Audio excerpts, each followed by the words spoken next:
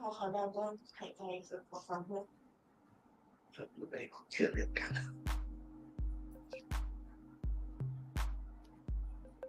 ออกไลฟ์แล้วนะ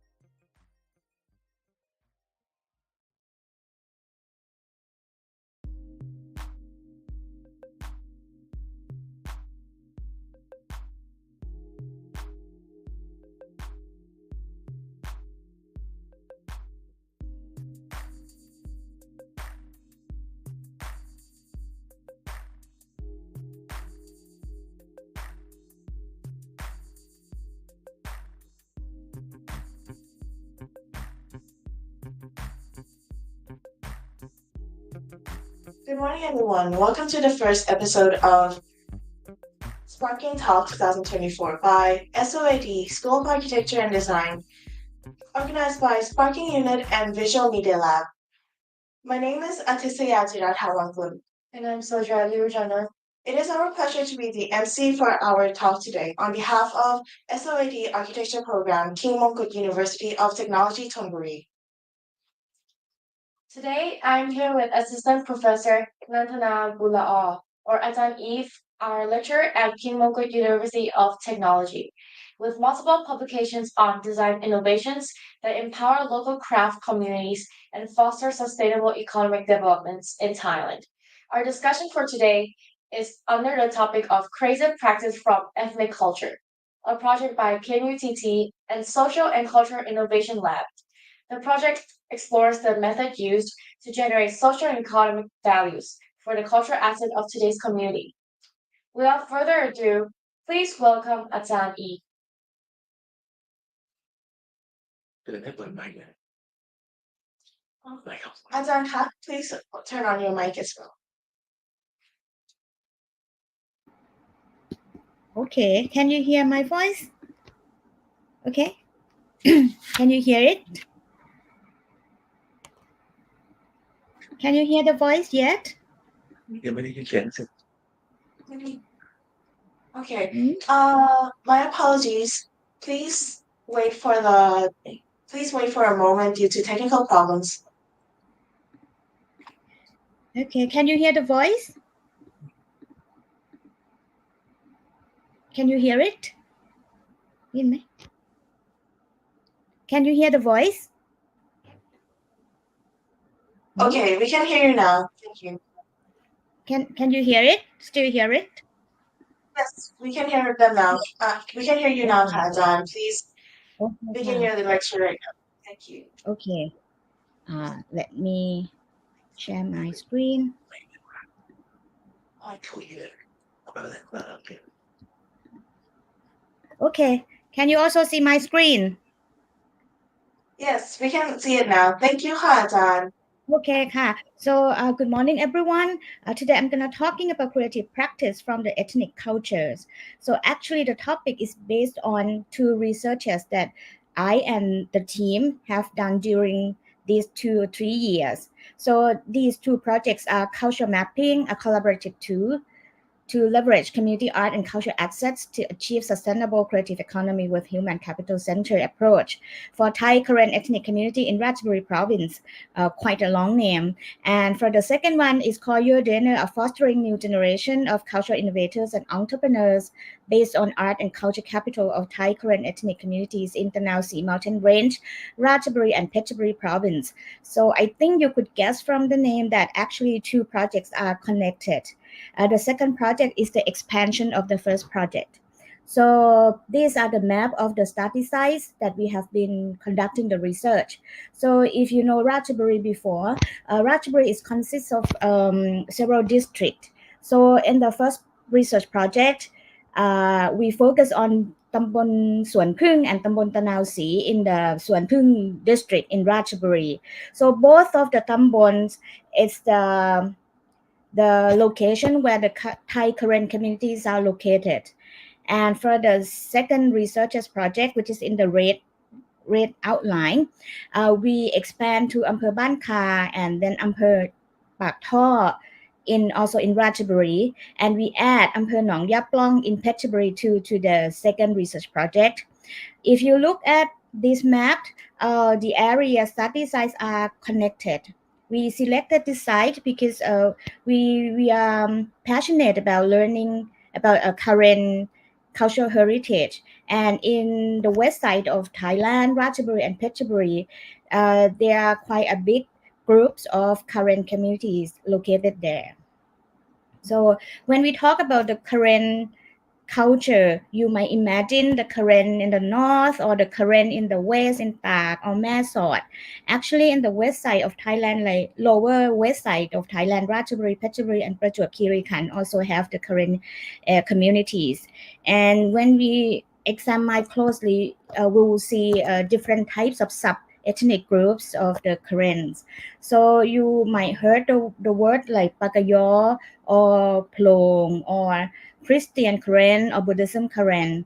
The Karen communities that we focus is the Plong Karen, and of course we come across the other sub-Karen groups as well, like Pagayo in Suan Phung, and also some is in Nong Yaplong, but the main focus is on the Plong Karen culture. And I'll give you the overview of the area. So in both research projects, we select the communities which are located in a very natural setting. The living, their habitats or the communities is in the area of uh, แก่งกระจาน National Parks and อุทยานเฉลิมเกียรติไทยประจัน and National Park. So both of them are granted as the World Heritage site for nature. So actually people quite happy about having that title, but the title also brings some impact on the cultural ways of living of the people, local people, especially the Karen. So it's a kind of quite a nice view, green space, lots of a variety of species, both animal and wildlife. So you would see some researchers find out that there are rare species like the some เสือลายเมฆ for example, and because of that natural species like all these wild animals, it comes with the creation of some culture that deal with this kind of resource. We have found several animal traps that has been developed not just only to hunt them down, but to kind of take this and utilize this resource fairly, and then just good enough to kind of conserve them too. I'll give you more details later. And that is the natural part of the area. And when we look at the cultural parts of the area and economic parts of the areas, you would see the mixture of the kind of plantations, agricultural plantation, which is like the original careers of the people in this area, and also the new economic things like the tourism and some kind of economic plan farming. For example, some youngster in the area, they grow the coffee beans tree, chocolate or cocoa tree too. And in the area, especially in the forest part, there are flocks of hornbills and residents of that hornbill. So there would be some tourists or the researcher or explorer who would like to see hornbills come up to this area. Oh, by the way, the area is called Bangama and Pong Kratingbon in Ban Kha. And if we move to Hin Si, which is in Pak Tho, in the red outline area on the map, you would see a kind of similar setting for nature and for economic development of the areas. They accept a kind of new economic plans like the pineapple. So maybe you heard like Ban Kha's pineapple is very famous, right? But people might misunderstand it for it's a Suan Phung's kind of pineapple. But the big, very big land in Pak Tho and Ban Kha is for planting this kind of pineapple, a single crop. And you see this is this kind of Karen locals who dress up for special occasion, cultural occasions. So from time to time, you would see them wearing things like that and then participate in the cultural rituals.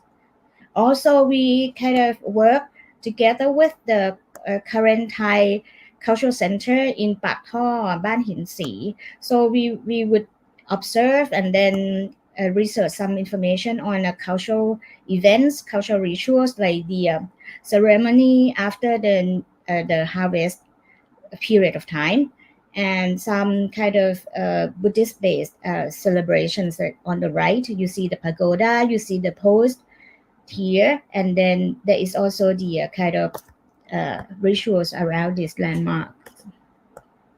We move to แก่งกระจานนะคะบ้านห้วยเกษมเอายางน้ำกลัดเหนืออินหนองยะปล่อง so you would also see the same landmark, a pagoda, then a post here เครือข่ายบ้านห้วยกระสู้ under that topic you see the kind of Nok Hong Post, right? And also Big Tree and then the pavilion. So these kind of landmarks are always obvious if it is the old Karen communities. So we also look at the craft wisdom of the current communities, and we see the difference and similarities of the current crafts across these four communities.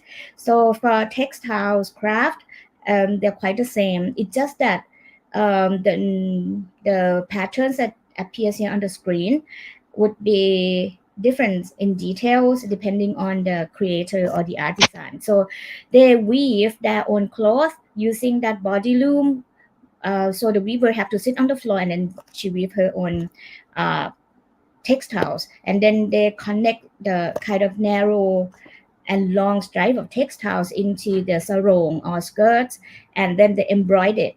In the lower parts here, they are embroidering the patterns on the blouse, a Korean blouse. So it's very neat and refined.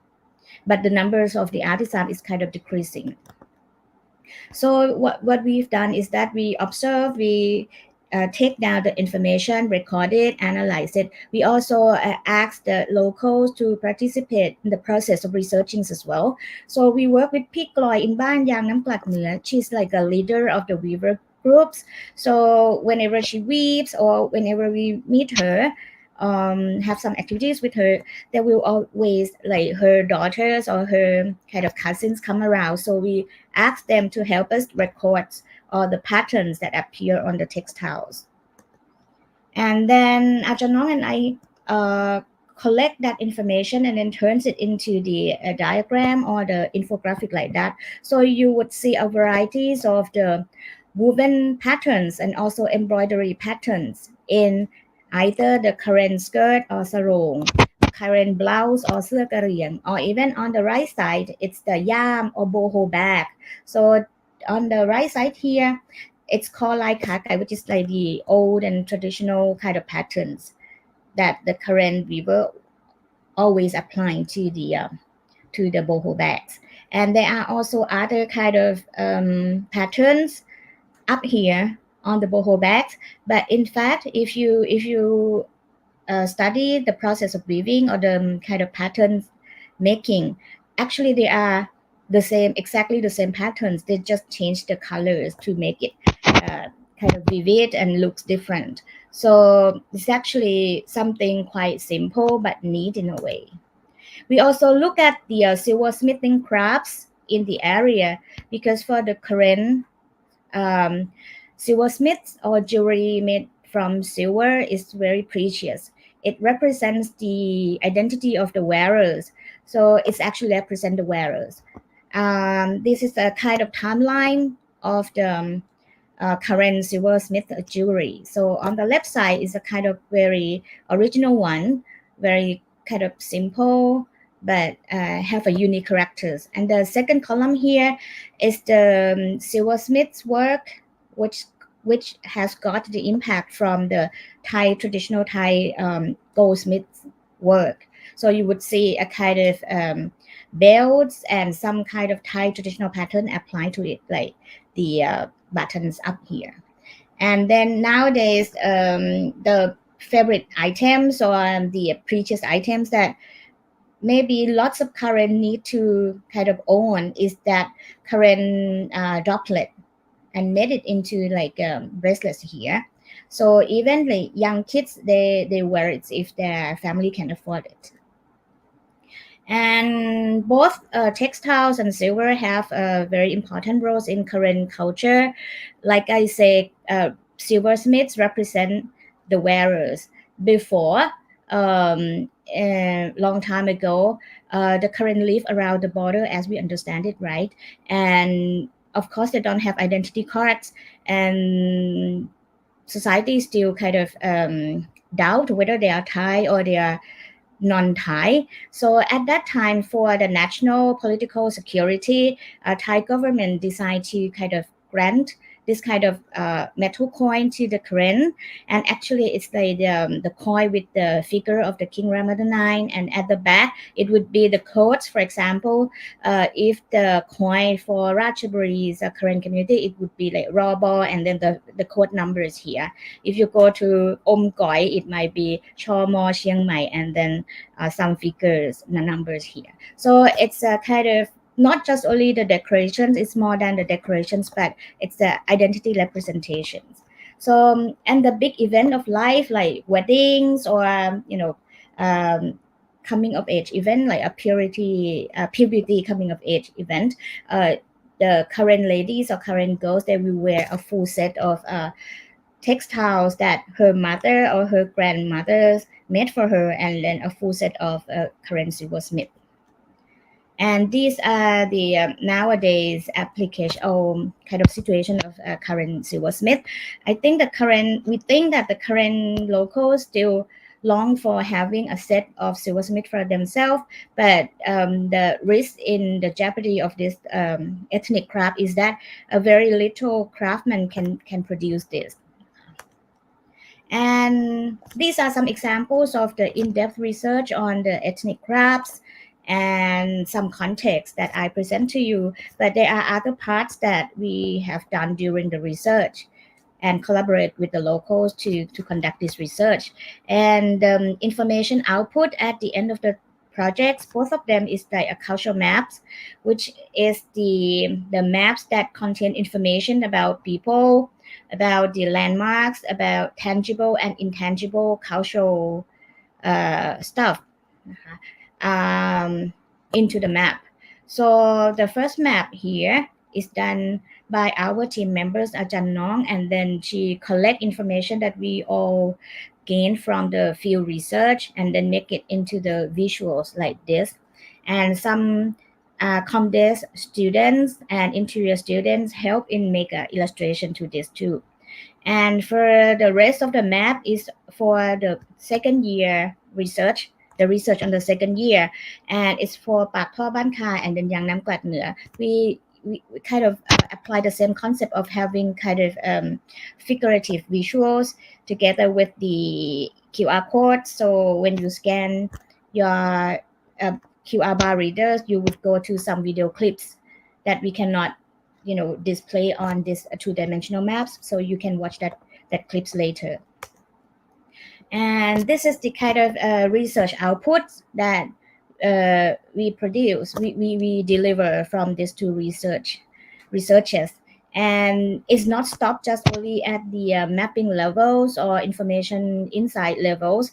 So we need to apply these findings into the products, service, or space, saying like a cultural product, service, and cultural space that can elevate the value of culture to the public. So I'm gonna tell you about this kind of key concepts, some of the key concepts that we have selected, and then take it further to the design development. So starting with this, it's it's a area called Ban Pong Hang in Tanao Si Sub-District, อำเภอสวนพึ่งจังหวัดราชบุรี so you would see some details of the people, the architecture at shelters, and then some kind of physical route maps as well. In this Ban Pong Hang, we have found the remaining of rotational plantation plot in the area. So when we talk about the Karen, we know that they live very closely to nature. They plant some rice and some vegetables for living, and maybe you heard the word like ไร่หมุนเวียน or ไร่เลื่อนลอย so English they would call like rotational plantation, and some people might call it like a slash and burn plantation. So slash and burn could mean similarly to when we call them like a ไร่เลื่อนลอย so people misunderstood that maybe this ethnic group, they just go to pick the area that they want, cut the trees and burn the areas, grow something, rice or whatever. When they harvesting, they move, and then they move to the other plots, do the same thing, slash and burn and grow and then leave. Nomadically like that. But I think after we have done the research, we understand that is not that true. So there is a kind of 7-year rotation on the plot that they pick each year to grow their plants and rice, and then it's a way to kind of give a rest to the uh, plot of land. So it needs like 6 or 7 years to return to the kind of fertile condition. So they rotate their land when they grow something. That is the kind of concept of a big kind of overview concept of the rotational plantations. But in fact, there is a lot more of the kind of wisdoms within this kind of rotational plantation practice. When we research, we talk to them, observe them, we come up at the end with this kind of seasonal calendar of the rotational plantations. And then we map that rotational plantation calendar to the other kind of cultural ritual activities, and then the kind of other agricultural activities. So you see this calendar as a layers, right? And then we see that they synchronize everything together. So by having kind of several layers like that, several activities and dimensions in planting and hunting some resources in the forest, it proves that the current community would have a food security for all year round, and it's in a kind of a sustainable ways of living too.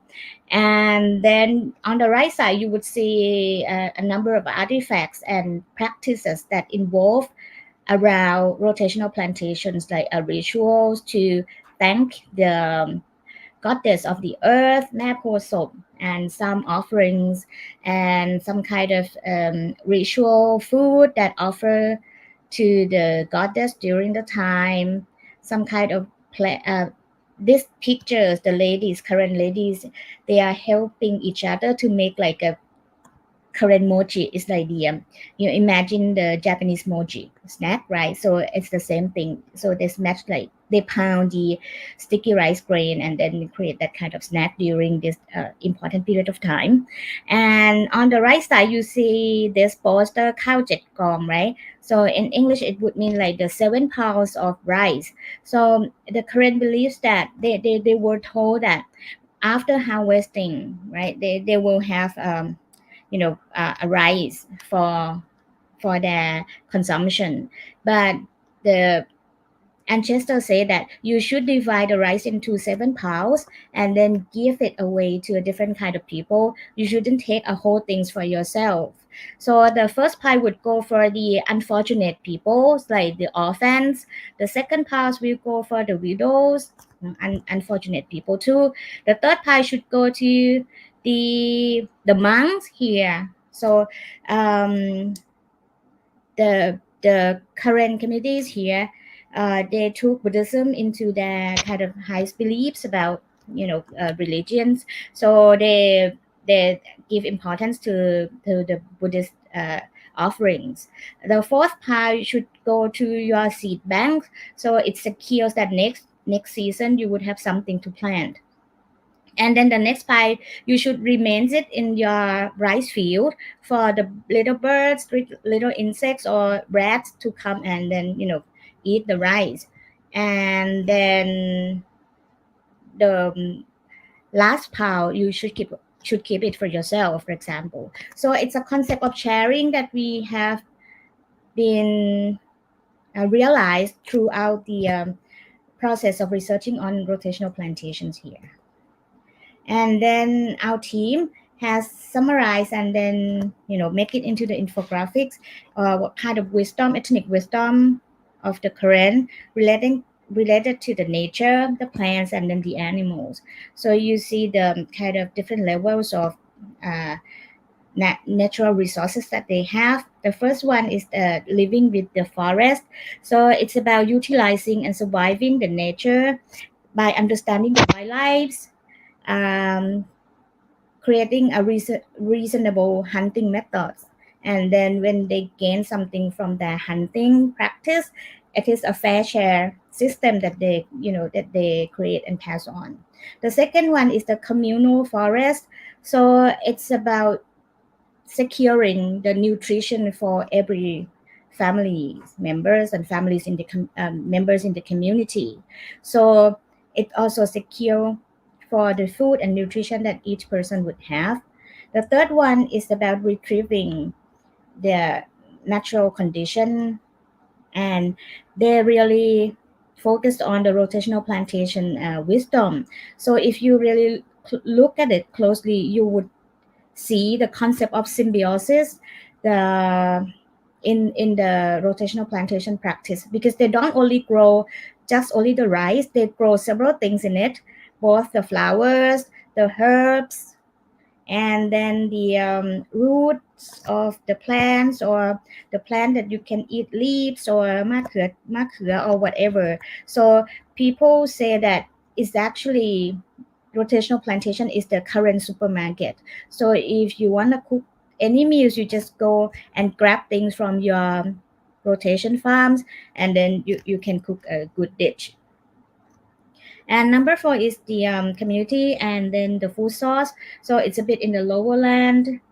As the infographic suggests, it's quite a controllable land that you could grow in your own kind of gardens, edible gardens, right? And then there is a communal or public space, like the canals and creeks or riverways that people could, come and fetch the food, and it's helped them develop the understanding of the nature of the creature like fish, and then create a fermentation kind of know-how among the currents. And after that, we pick some of the uh, insights or findings from rotational plantation wisdom, and then make it into the visuals.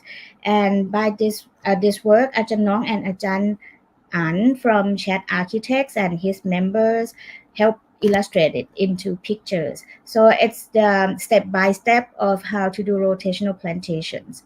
So after we show this to the communities, some of the community leaders say that, oh, it's very, very good kind of visuals, because public hears a lot and understand or mistaken a lot about the rotational plantation, and the narratives of rotational plantations are always only in words but not in pictures. So communicating through picture is very powerful. So we also use that strategies to kind of applying the research insights, from a chunk of research insights into visuals before we developed it for cultural products, service, or spaces. And this is the chunk of research that we pick and would like to develop it into the products or service. The first one is about the rice from rotational plantation plot. And the details here is just like I mentioned before. It's about concept of 7 pounds or sharing the rice to the unfortunate people. And I think when we see organic rice sold in the supermarket, or the kind of ethnic rice sold in the market, we are not quite know the information further than it's organic, right? So actually, there are more stories around that organic rice, like their beliefs or their rotational plantation methods and stuff, and even like the roles of the women in rotational plantation or celebration of rotational plantation or harvestation is untold. So we would like to amplify these stories, and of course, like in other ethnic culture or ethnicity, things about harmony with the nature and simplicity are always there. So we also conclude that for the Karen, Plo Karen in Ratchaburi and Phetchaburi, the concept of respect to the nature and harmony with the nature and simplicity, it's the key. So these are the design output. After we kind of collect the research, analyze it, and then pick some of them to be a concept for design. On the left side is the design outputs from the first research in 2021, and on the second side is the research, the design outputs from the second project. So there are a variety of product design, packaging design, character design, some video clips, performance design, textile design, container design, and some cultural space design. So I'll show you some of the example of the product, cultural product and services, taking the concept of how to live with the forest, nature, and then rotational plantations. So we suggest them to kind of pack the 5 species of current rice together and then put some narratives onto the packaging design. So we would offer them the choice of putting the calendar of how to do rotational plantations and the vegetation that get can be gained from each month. That would be the choice of for the packaging design. Or we can tell the customers of how the rotational plantations are step by step by bringing that infographics into the packaging design. So through this kind of design output creations, we try to involve the stakeholders or the current communities into the process. So we arrange some workshops with them, we create some mock-up, and then we do some kind of concept testing with them.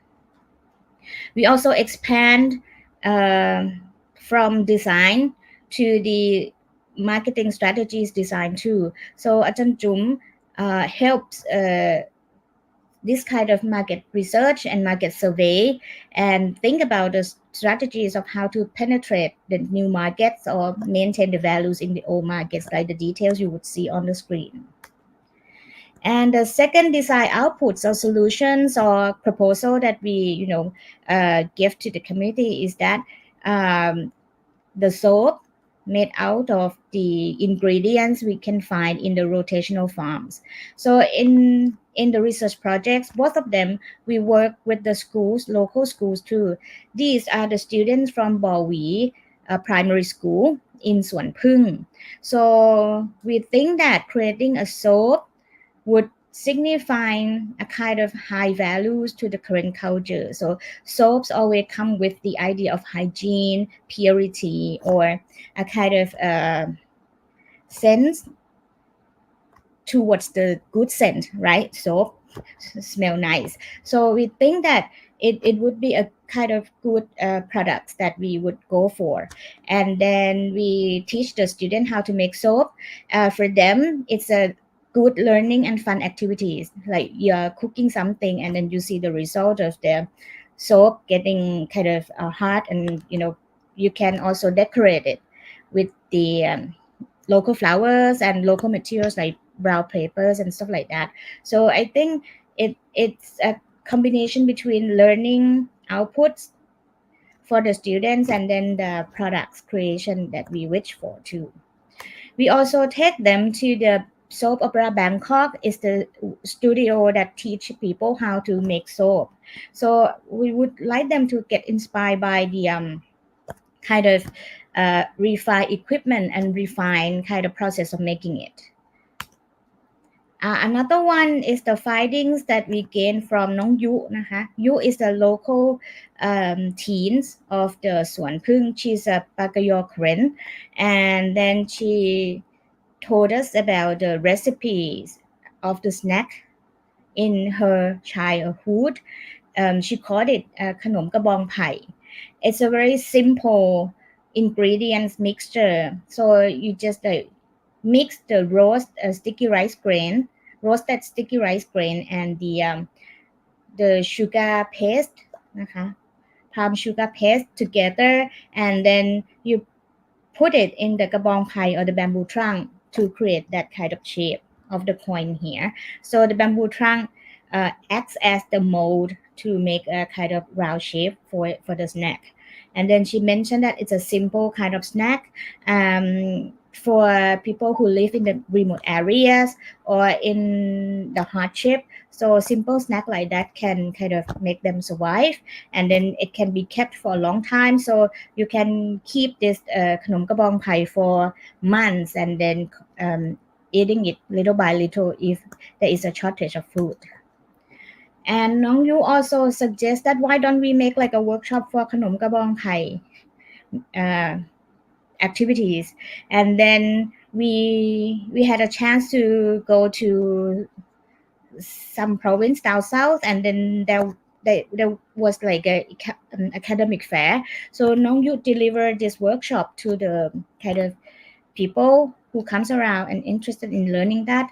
And surprisingly, the Muslim ladies, she told us that actually in Muslim culture there is also the similar kind of um, snacks taken on the same concept of simplicity, just only 2 or 3 ingredients to create like some snack, and then it's a kind of long shelf life of the snack, so you can keep it for quite a long time. Another design uh, projects that we take the research insight to develop is to create the performance and the element in the performance for in current among current communities, there is a research about the folk tales or นิทานพื้นบ้านนะคะ so 40 years ago the researcher he has found that there are around 70 to 80 folk tales in the current among current communities, but when we did conduct our research on the same topics, the locals current told us no more than 10 stories. So there are a big number of current folk tales that has been lost along the way. So we think it's quite important to kind of take some action about this current folk tales. So we start with something very kind of familiar with them. So Japanese is the name of the folk tales that almost of the current people ever heard.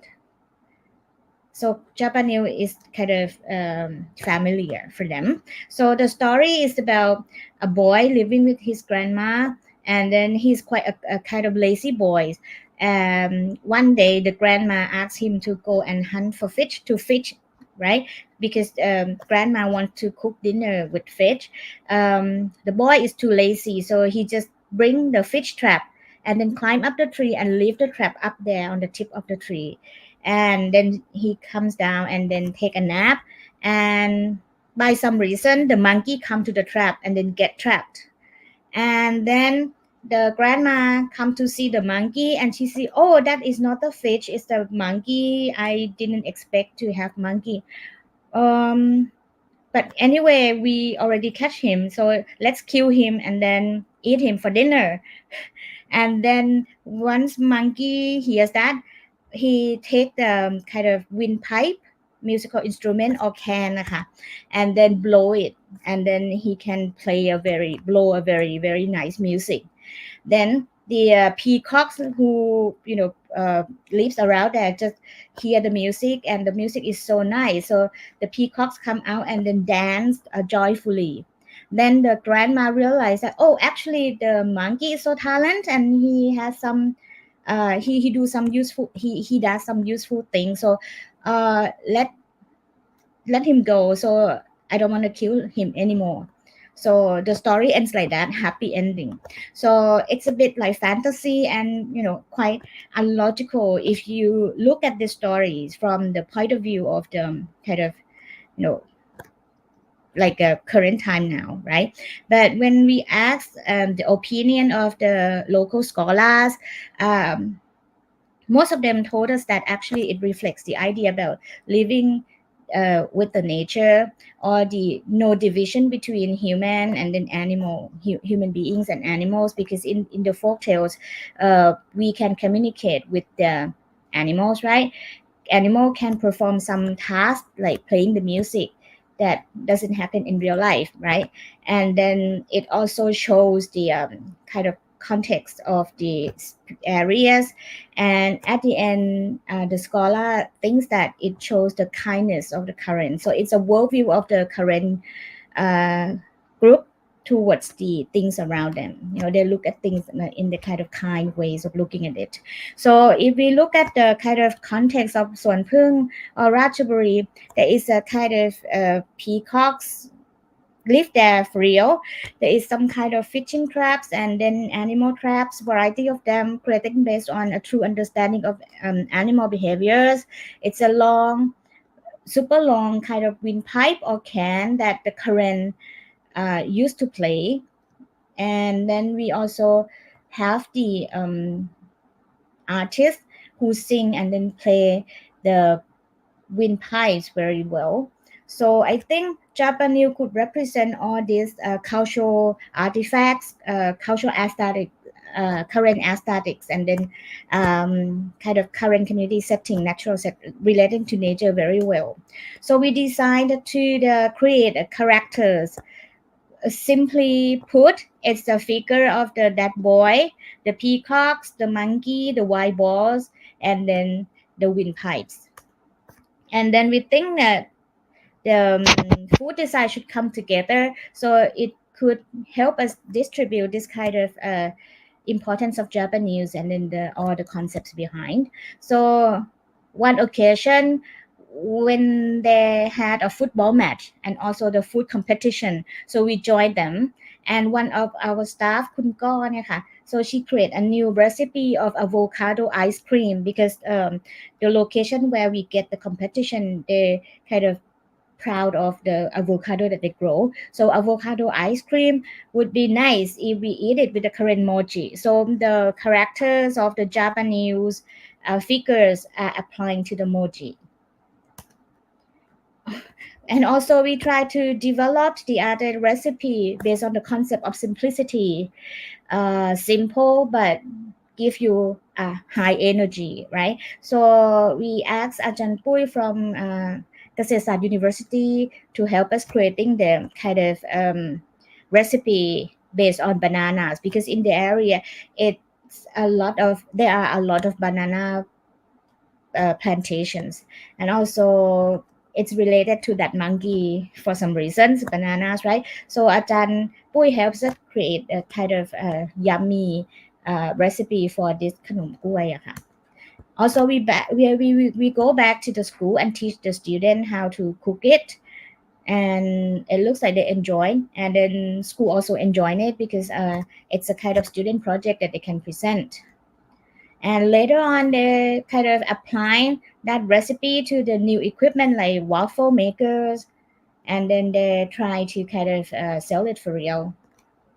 So this is the overview of the concepts, three themes, if you like, under the concept of nature and simplicity. So three themes, and then the second column is the design outputs that the team deliver. And on the right side is the design ideas from the students of SOAD.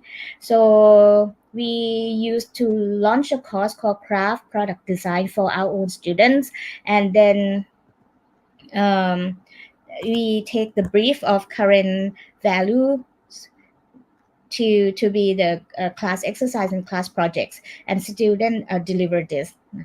So in the second column, there are around 10 design outputs like the packaging, the soap design, khanom kabong pie recipe, and banana snack recipe, and character design of the Japanese, and then also the performance of the honey, the bees, which I will tell you later in a few minutes, and then the textiles and elements that go together with that performance. On the right side is the student work. So mostly it's a craft based because the subject is the craft product design, right? So student applying the patterns, embroidery patterns, and the silversmithing into their design project. So these are the examples and the work of the student. So first group is about technical wise, it's the printing methods. So they apply the patterns on the pillow and the masking tape, and then the kind of wallet.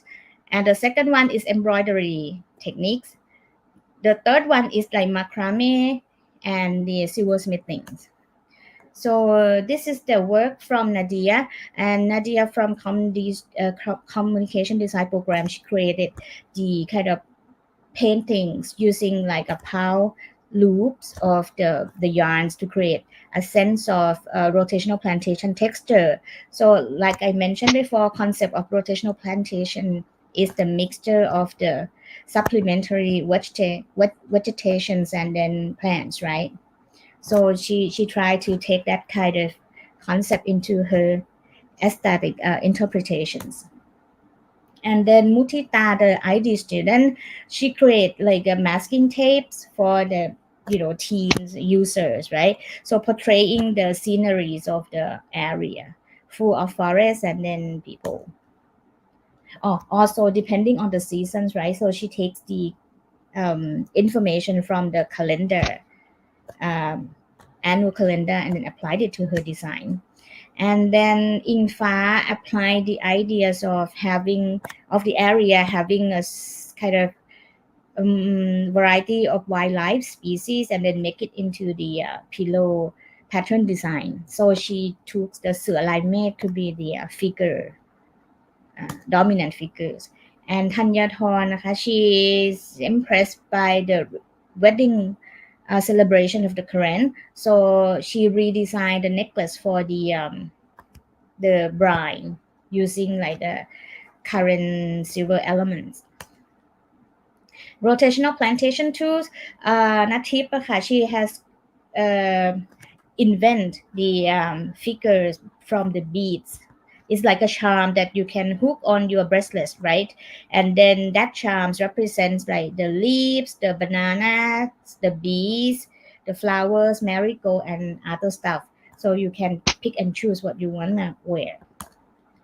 And ปลอกคอแมว the cat collar by Jirachaya. So she takes the concept of the kind of equity between human beings and animals. So we could treat our pets as the same level as ourselves, right? So she designed the decoration for her cats that really reflect who the cat is. So this is the concept, I think. And then the patterns, embroidery pattern is the current patterns, but she kind of changed the color schemes to something quite match with the kind of characters of the costume her cat would prefer.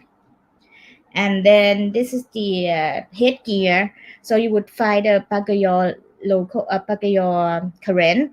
They would wear their headgears when they attend kind of important rituals or dance or weddings or whatever. So she create a new patterns to embroider on the headbands. So later we adapt this pattern design into the belt for the dancers garments as well, so you would see later.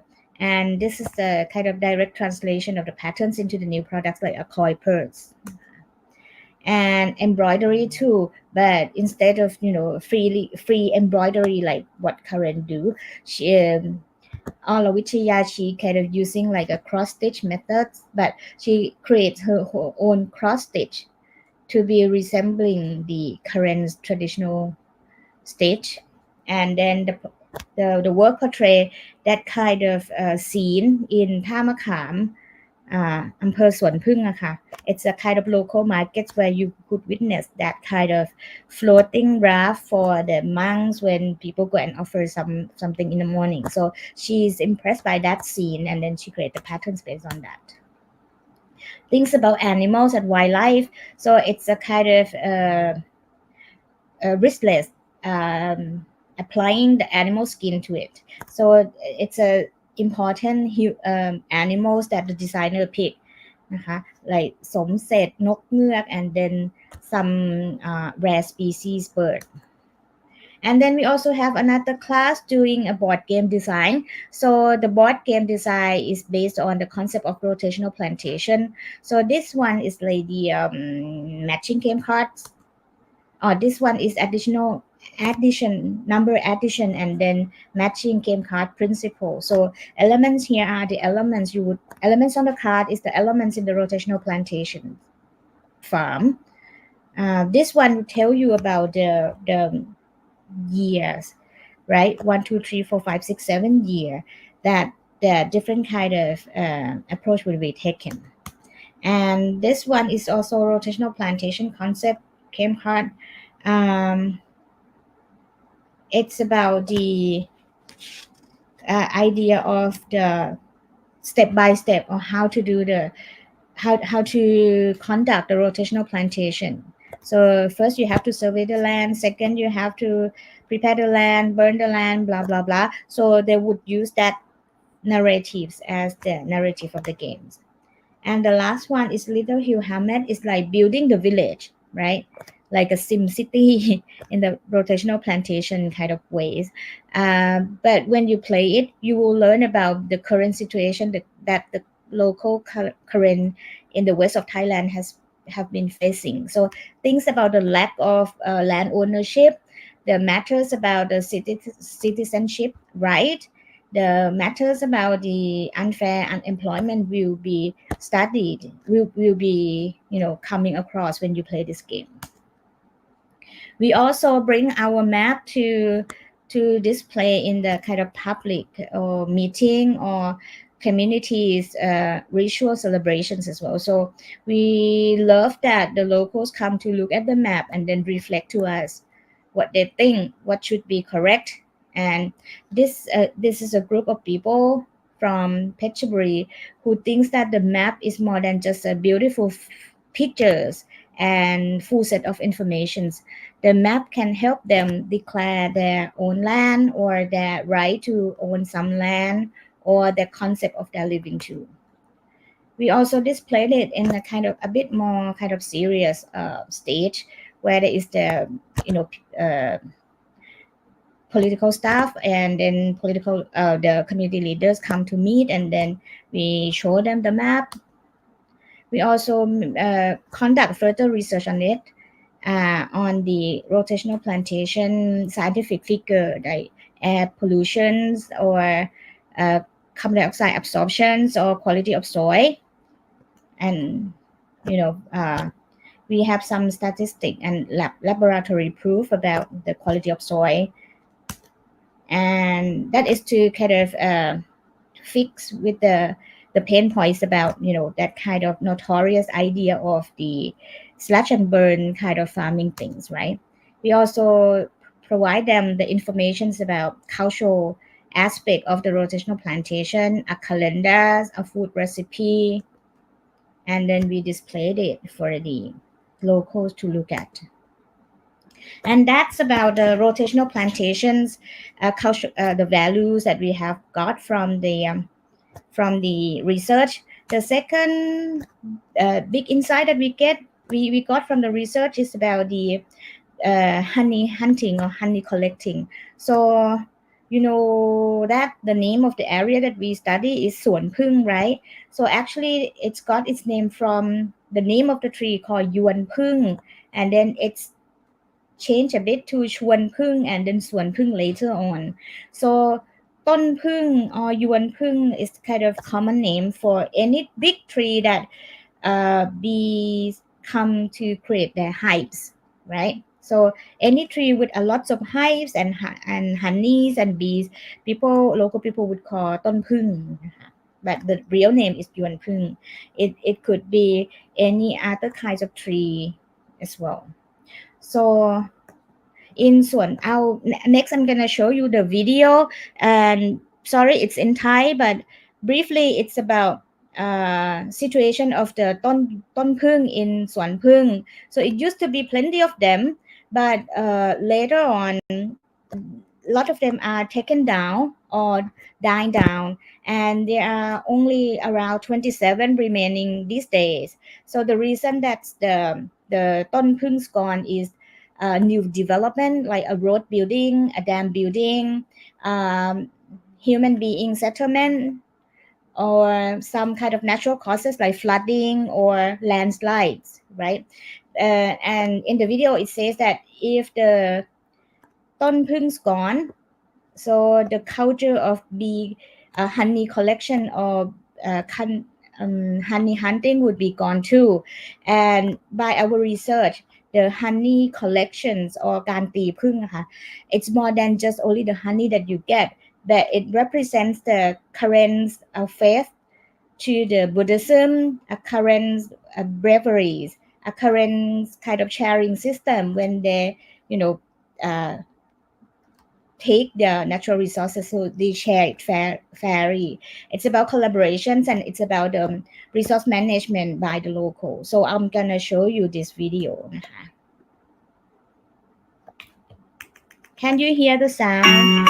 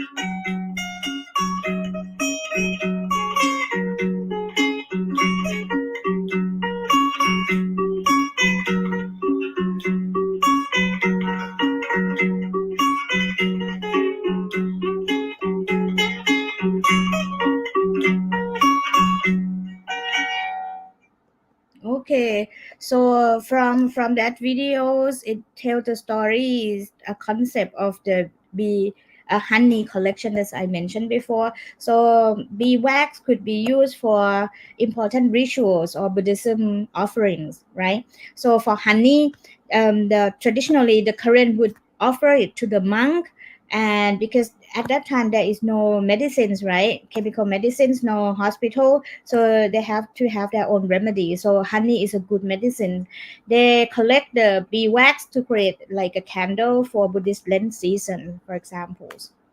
And then we think that we should do something with this kind of insights. So we collaborate with the Bowie School to create a performance. In Suan Phung, there are a few groups of the current dancer, right? So in school, Suan Phung and โรงเรียนบ้านสวนผึ้ง and บ้านบ่อ we also have the dance troops, student dance troupe, but in โรงเรียนบ้านสวนผึ้ง there is a kind of strong dancer group, students and อาจารย์ who is very passionate about current dance. So we collaborate with him and his student, อาจารย์สมโชค and his student, whether he would like to kind of practice and try to create the new dance together based on the story of honey and then the bee hunting or not. And then he said, okay, so we developed that.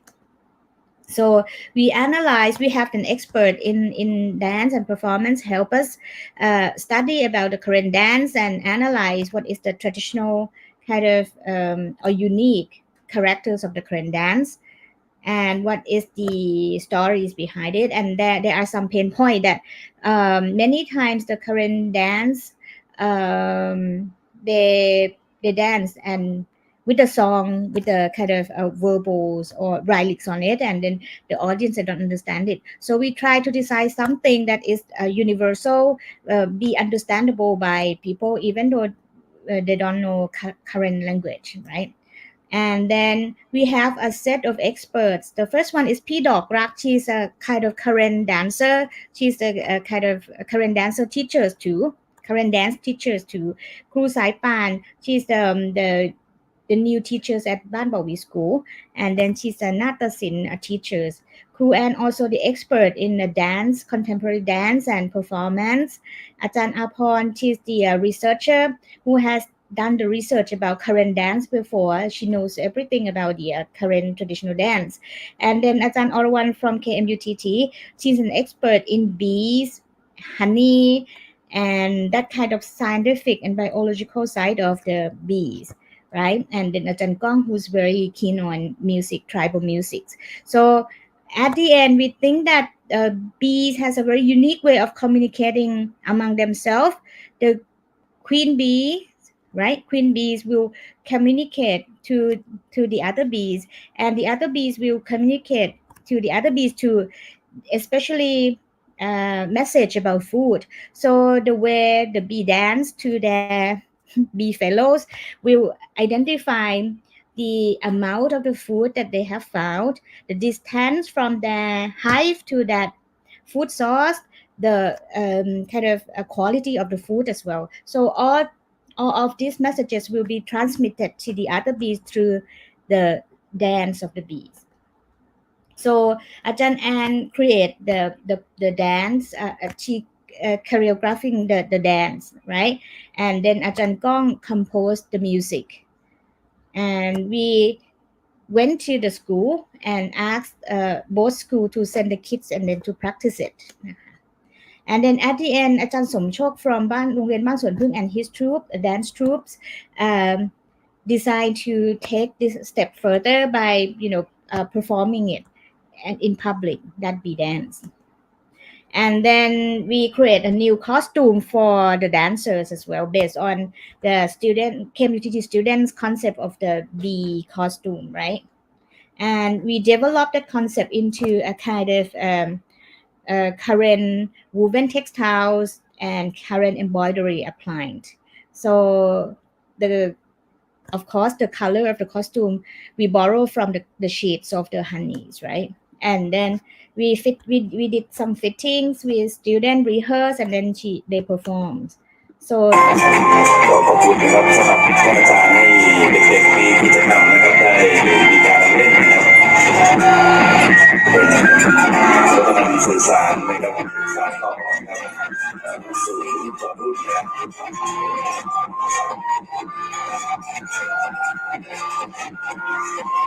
วันนี้ทั้งนั้นนะครับขอบคุณท่านสสจนะครับสุรีรัตน์ศิริวัฒนพงศ์นะครับผู้สนับสนุนทีมงาน So you see, the dance is still based on the kind of how can I say, like the characters of the current traditional current dance, but the choreography is easier to understand. So it resembles the bee posture, right? Than the bee dance. So students perform here and there from time to time, and in the video here you are watching is the biggest like current gatherings during the Songkran time at Wat Jang Jalern นะคะ This is the temple that the current from the west, like ราชบุรี เพชรบุรี เมืองกาญ และประจวบ would come and then do some good deed during Songkran, so they would enjoy this watch this performance too. So that is the things about the bee, the hive, and the honey, and then the performance, right? And then sorry, last group that I would like to share to you is about the leaves products. So living with nature, harmonious with nature. So the current people, they develop their understanding of nature a lot. And then this project we collaborate with the บ้านโป่งกระทิงบน บ้านบางกะมา and the โรงเรียน บ้านโป่งกระทิงบน, the local school. And I introduce you quickly about the Bangama and Pongkatingbon. So they are, if you look at this is สวนพึ่ง, right? This is บ้านคา ปากท่อ and then หนองยาปล่อง. They are not far from each other, but they are also, both of the all of them are in like natural parks that I say. Some are quite far away, like สวนพึ่ง and บ้านคา, but บ้านคา ปากท่อ ยัง are close. So this is the บ้านคา โป่งกระทิงบน Bangama that I'm going to talk about. So if you look at this, Ajahn Jum map the area between up here is โป่งกระทิงบน and Bangama is up here. So in โป่งกระทิงบนyou see quite a number of settlement, but in Bangama here there is only kind of 100 something people live there. So โป่งกระทิง is down here, right? And up here is Bangama. It's a rough road to go up. Actually, it's a kind of not a long distance, but it would take like almost 30 minutes to get there. And Ajahn Chum also surveyed the cultural artifacts, tangible, intangible items in the area. So there is a kind of temples consists of kind of artifact used for Buddhism ceremonies. There is a celebration of the Pongkatinbon people when there is a Songkran days. There is a landmark of the current communities like the post, the bird, the pagoda, and then the big tree, right? We have also school, communal space, cultural space here in Bangkrama, and also a monastery in Bangkrama too. And some are like the Hornbills group, the artists, the kind of historical site like a pond, and then cultural space like this kind of shrine. And also we collaborate with the locals to map the kind of social grouping on Bangkama. And then after surveying all these resources, Ajahn Chum mapped it to the kind of altitude of the areas and then the findings, especially the vegetations or plants that we have found. So ต้นยวนพึ่ง right? Forest, wild forest, and communal kind of forests are mapped here. And then you also see the kind of variety of seasonal vegetations. And then we were thinking about cultural mapping of the area up here in Bangkama, but we think that because they are so close to the nature, why don't we use the nature to represent the cultural asset that they have? So we set up the Leaves Camp on Bangkama and Pongkatinbon. So we invite around 20 to 25 students, local students and kids, and then the adults to join us. So students or kids are divided into 4 routes, and each route will go and then explore what are the leaves that they have found along the way. And then they come back with the leaves. They talk to their adult local members or their parents about the leaves that they have found, what they are used for, right? And the name of the plant. And then they collect that information, and then they map the routes that they went through, and then they put the leaves on the map too, right? So the map not only reveals the location of the leaves that they have found, but it reveals something else much more, like the kind of landmarks of the area, cultural practice of the area, a resource of the area, and stuff like that. So these are some examples. Who are the key persons? What are the famous plants or vegetable in their understanding? And then this is the information about the leaves that they collect.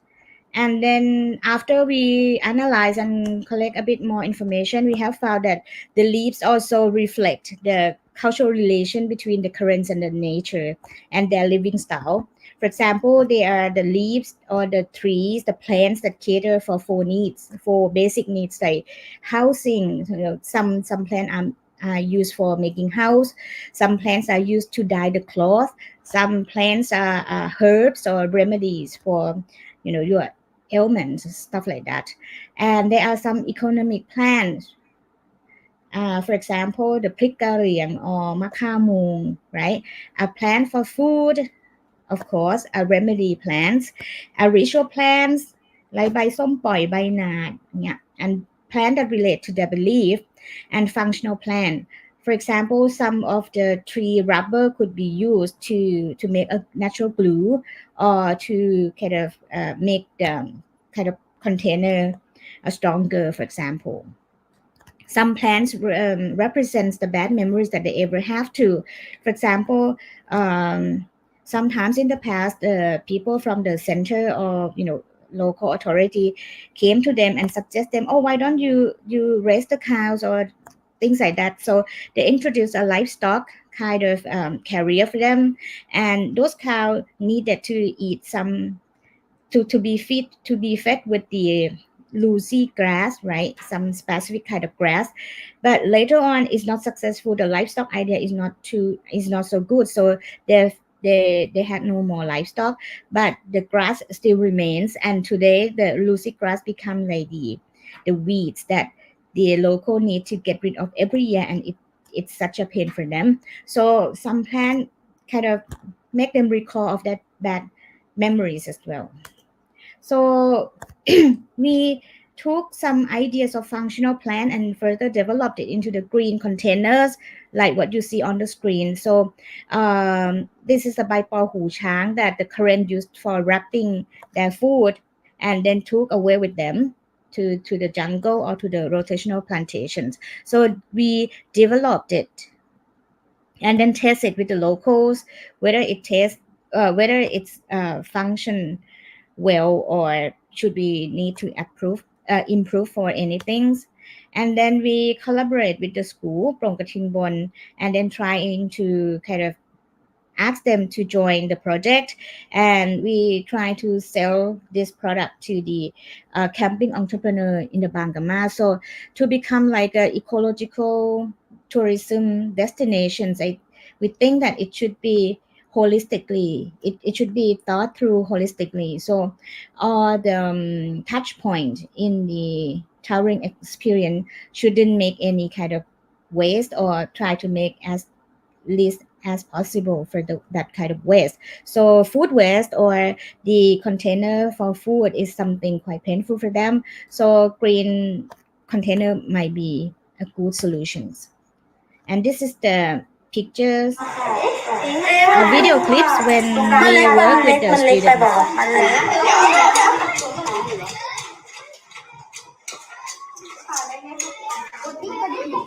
สำหรับโครงการจานใบไม้นะครับก็จะมีการส่งเสริมนะครับให้นักเรียนได้เห็นคุณค่าจากทรัพยากรธรรมชาติที่บ้านเขามีนะครับเป็นการเพิ่มมูลค่าของใบไม้จากที่เราจะต้องนำเศษใบไม้ต่างๆเนี่ยที่ร่วงหล่นตามพื้นถนนเนี่ยมาเผาทิ้งมาทำลายทิ้งหรือเราเอาไปทำแค่ปุ๋ยก็นำมาเพิ่มมูลค่ากลายเป็นจานเป็นภาชนะเด็กๆนะครับได้ลงมือสำรวจนะครับทรัพยากรธรรมชาติต่างๆใบไม้ต่างๆจากที่บ้านเขาด้วยมือของเขาเองนะครับทำให้เขารู้ว่าในชุมชนในที่บ้านเขาเนี่ยมีต้นไม้อะไรนะครับมีตำนานมีเรื่องเล่าอะไรบ้างนะครับทำให้เขาเนี่ยเกิดความภาคภูมิใจในท้องถิ่นของตนเองสำหรับสิ่งที่อยากจะต่อยอดจากโครงการนี้นะครับเป็นทางด้านหลักสูตรใบไม้ที่นักเรียนเนี่ยจะได้เรียนรู้เกี่ยวกับใบไม้ต่างๆหรือโรงเรียนเนี่ย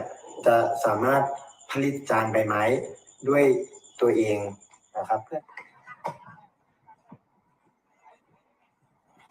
ประมาณนี้กำลังดีเลย กำลังดีเนาะใช่ใช่ กินกล้วยทอดนี่โคตรเท่เลยขายแพ็กเกจสวย ใช่พื้นที่ เนี่ยโอเค ใช่ถ้าเราเนี่ยบางทีเราก็อยากให้เด็กมีรายได้เนาะเพราะว่าดาที่บ้านดาอยากได้คนพื้นที่เราทำเขาจะได้มีรายได้อย่างเด็กๆก็ได้นะถ้าเด็กๆทำได้นะเราก็อยากส่งเสริมให้เด็กมีรายได้ใช่เราก็ไม่อยากสั่นสักลาส ตลาดของเราต้องการแบบนี้อยู่แล้ว ต้องการแบบนี้อยู่ จะ แล้ว ไม่มีสติอะไรเลยอยากจะเป็นแบบนี้ให้มากที่สุด ต่อยอดได้ เพราะว่าวัตถุดิบจากบางกะมาเยอะ ใช่วัตถุดิบจากข้างบนเขา ที่จังหวัดเราอ่ะยังไม่มีใครเริ่มต้นแบบนี้ที่เป็นวัสดุธรรมชาติส่งเสริมในชุมชนให้ชุมชนมีรายได้ ส่งเสริมอาชีพ ส่งเสริมอาชีพและให้เด็กรุ่นหลังอ่ะยังคงอยู่กับวัฒนธรรม ใช้วัสดุที่อยู่ในพื้นที่นั้นๆมาทำให้เกิดเป็นภาชนะที่สามารถใช้ได้แล้วที่สำคัญคือว่าผมว่ามันสร้างเสน่ห์มันสร้างเสน่ห์ให้กับชุมชนนั้นๆเพราะว่าแต่ละที่วัสดุมันก็จะไม่เหมือนกัน บ้องเลยบ้ามาไอ้มาแค่เป็นพิธีอะไรบ้ามาไอ้นั่นเจ็บผู้อะไรไม่อักตะเลิงไม่อักนั่นก็ไก่น้ำบ้องนั่นนี่บ้าเนาะต้องถูกทองแล้วนั่งแจ๊แล้วขอได้แล้วนี่แหละโยกีโย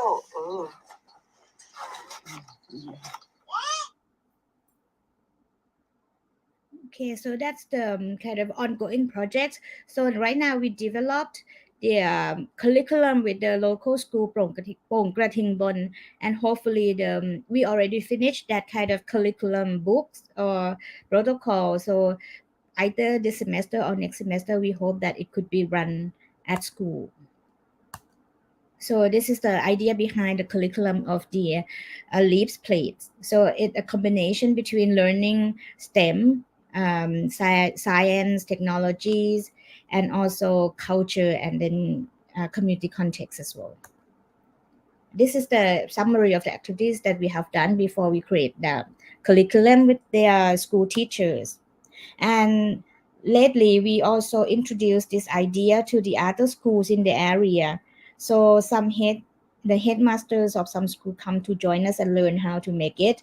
So we try to create a curriculums and stuff by collaborating with the locals, not just only that us as the designers propose our idea solely. And this is the group of the researchers, the team that we have. We have Ajahn from School of Architecture and Design, Ajahn Jan, Ajahn Nong, Ajahn Chum, Ajahn Put, and Ajahn A. We also have the faculty from other school, staff from other faculties, right? Ajahn Gong,นะคะ, from Ratchaburi, Ajahn Nok, the former GMI lecturer, Ajahn Nok Panada from RC, and then Ajahn Gi,นะคะ. Also, we have two project leaders, Ajahn Somchai และ Ajahn Banyat. So I guess that's all for today,ค่ะ. Okay, thank you for your lecture, Ka. We will proceed to the Q&A session. Right now, we have one question from the audience that is here. Kun Jitapha,นะคะ. We have to decide what we want to know first, right? And how can we know where we can do it or not? And that is the question. So Okay. there are two parts to this question. Firstly, we have to decide what we want to know first. And how would you answer this question, Ka? Okay. I'm not so sure if I understand correctly. We have to decide what we want to know first, right? Did you mean the research methods design? If it's so, I think it's a yes. So we need to find what we need to know first, and then we decide the ways to know it, right? There are several ways to know things that we don't know. Basically it's called research, right? But in this project, we try to create collaborative research methods with the locals. So we need to design what kind of methods that take us to the point that we know things that we don't know, and along the way we can work with their communities as well, or the locals. So we don't really want to know all the cultural values, cultural assets just because we want to know it. We want the locals to kind of give importance to it too. So the way that we go to that, finding the information, the local should be a part of us, a part of the teams too. How can we know where we can do it or not? But if the person who asked the questions mean we have to decide what we want to know. If you mean if it is the design of the product or the creative work, in some situation we need to decide first, and then we test our design with the content, or the community or locals or stakeholders, and then we will know whether we should go on or not go on with that. Okay, thank you. We have another question from the audience, and it is Kun Pi Ka. Is there any model to promote their products and make them sustainable in terms of marketing by themselves? Is there any model to promote their products? And okay. So I think, like, first of all, we need to make the locals or community feel that it's their products, that it's their ownership in the ideas and perhaps in the production of the products, right? So if we do anything that they don't feel involved, or they don't really feel that they are part of it, maybe it doesn't go really far. That is the first thing. to promote the products. For current communities, in my opinion, if there is a commercialization of something or a business of something, maybe they don't really want to kind of becoming rich from doing that. So it's rather like a small scale for us at the first place when we think about the marketing channels. So we promote it in a kind of small scale. Maybe a bit more intimacy ways of marketing channel. So word of mouth or a small kind of communities event. But in the context that the place that we are working with, the cultural event is not big, but it's often. So we put the effort on bring our product into that kind of channel too. Of course, online marketing channel is quite powerful, right? But some of the cultural entrepreneur we work with is ready to do that, but some is not ready. So we need to kind of get a mixture of that kind of marketing channels. We also promote it in the universities or in the local stakeholders, right? Like the small, that famous resort in the area where the buyer would have a higher power of buying. Is that answering the questions? Yes, sir. We have a third question as well. Atani, you think it's amazing to see the amount of researches and developments you and your team has made.